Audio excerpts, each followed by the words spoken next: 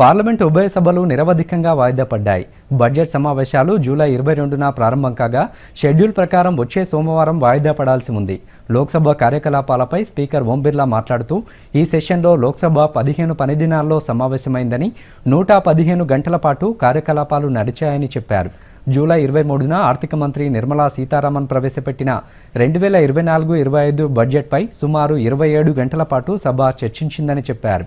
ఈ సమావేశాల్లో 12 బిల్లులను ప్రవేశపెట్టగా 4 బిల్లులు సభ ఆమోదం పొందాయన్నారు.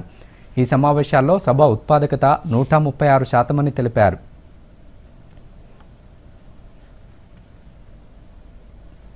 రాజ్యసభ చైర్మన్ జగదీప్ ధన్ఖడ్ మాట్లాడుతూ ఈ సమావేశాల్లో ఎగువ సభ కార్యకలాపాలు 90 గంటల పాటు జరిగాయని చెప్పారు. బడ్జెట్పై 22 గంటలు చర్చ జరిగిందన్నారు.